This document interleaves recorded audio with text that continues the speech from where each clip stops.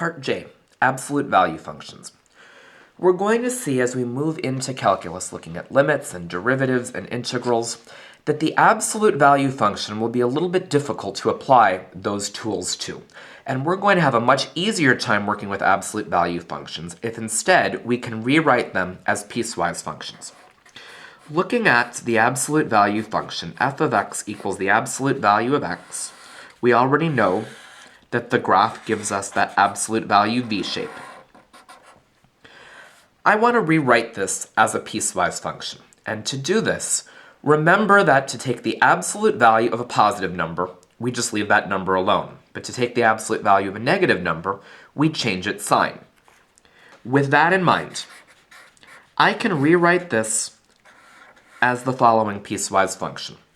Looking at the graph, first of all, note that my function behaves differently when we're greater than 0 versus when we're less than 0. I'm going to split my function at 0. I'm going to say the first piece is good when x is greater than 0, and the second piece is good when x is less than 0. It doesn't matter which piece has the equal sign on it, but one, and only one of them, should. F of x equals the absolute value of x. If we're plugging in an x value that's greater than or equal to 0, well, to take the absolute value of any positive number, we just leave it alone. So I'm just going to drop the bars and say f of x equals x when x is greater than or equal to 0.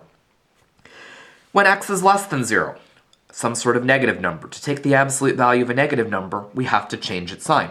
To change its sign, I'll just write it like this, negative x.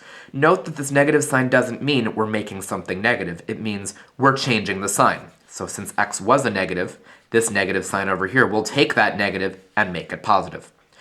My original absolute value function, f of x equals the absolute value of x, can be rewritten as f of x equals x when x is greater than or equal to 0, and negative x when x is less than 0. We can do this with any sort of absolute value function.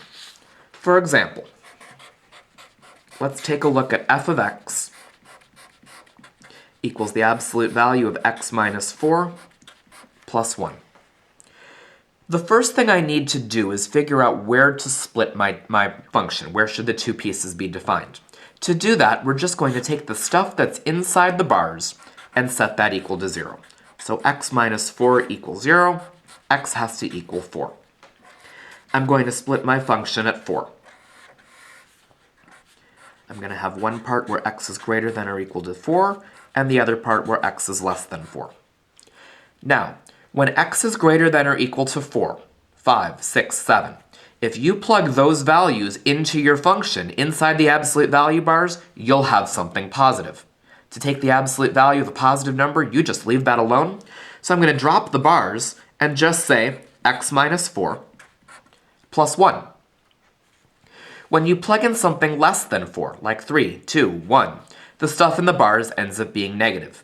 I need to change the sign of that stuff to take the absolute value, so I'm going to say change the sign of x minus 4, and then add 1.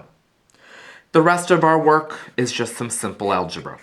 F of x equals x minus 4 plus 1, we can just drop those parentheses, or negative x plus 4 plus 1 when x is less than 4, giving me a final piecewise function of f of x equals x minus 3 when x is greater than or equal to 4, and negative x plus 5 when x is less than 4.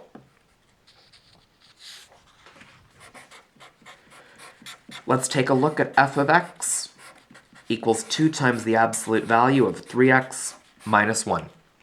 To figure out where to split this, I'm going to take the stuff inside the bars and set it equal to 0.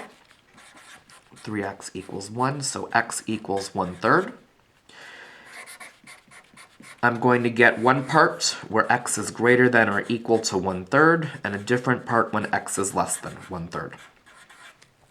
When you're plugging in a number greater than or equal to 1/3, like 1, 2, 3, the stuff in the bars is positive, so to take the absolute value, I just drop the bars, and I'll say 2 times 3x minus 1. When you're plugging in something less than 1/3, like 0, negative 1, negative 2, the stuff in the bars ends up being negative. So to take the absolute value, you have to change its sign. Cleaning this up, we get 6x minus 2 when x is greater than or equal to 1/3, and negative 6x plus 2 when x is less than 1/3. One last one. Let's take a look at f of x equals the absolute value of 2 minus x plus 6.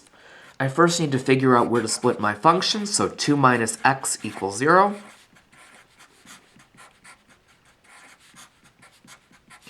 And you're going to split it at x equals 2.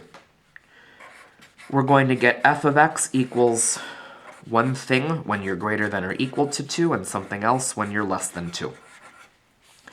If you plug in something greater than or equal to 2, like 3, 4, 5, what's in the bars this time ends up being something negative. 2 minus 3 is negative, 2 minus 4 is negative, so I need to change the sign to take the absolute value of that stuff. And at the end I'll say plus 6. If you're plugging in something less than 2, like 1, 0, negative 1, the stuff in the bars is positive. So to take the absolute value, we just get rid of the absolute value bars.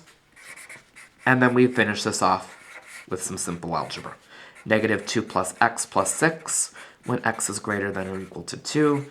2 minus x plus 6 when x is less than 2.